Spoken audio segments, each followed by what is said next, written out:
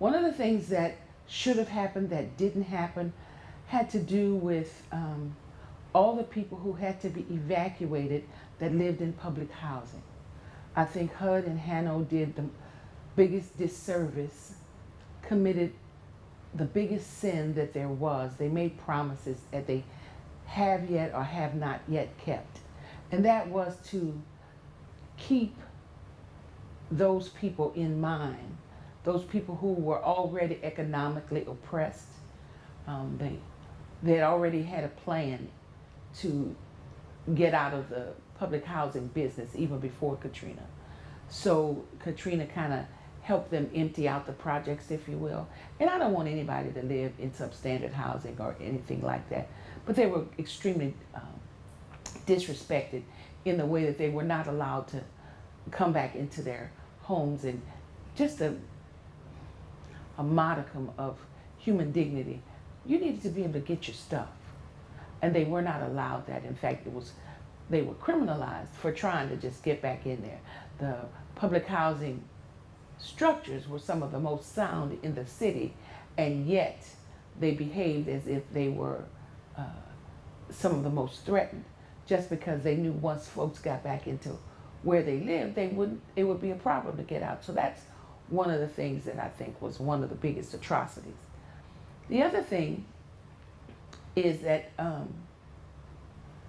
there was such a rush, necessary in some ways, and I don't want to seem ungrateful, but that road home debacle was a boon and a bane.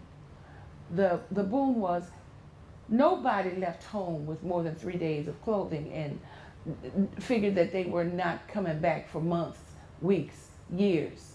And so they needed some kind of support, because what the country should never forget is that we were not just devastated, we were decimated. This city, this area was decimated, not by a natural event, but by a man-made cause. And so as they developed ways to support us economically, which was Road Home, the rules kept changing. The mark kept moving.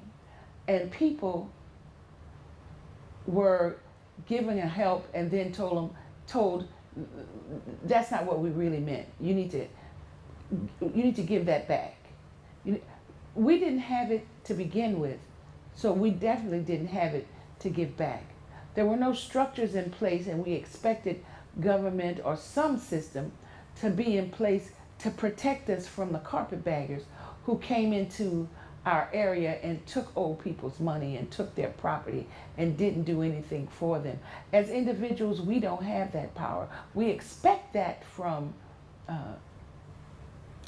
government or those people who say they are the regulators of certain kinds of industries.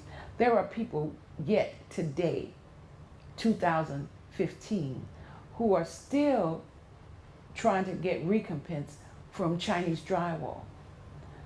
There had to be something. There needed to be somebody on the outer fringes to make sure that we didn't get carpetbagged, and we did, from the greatest to the least of us.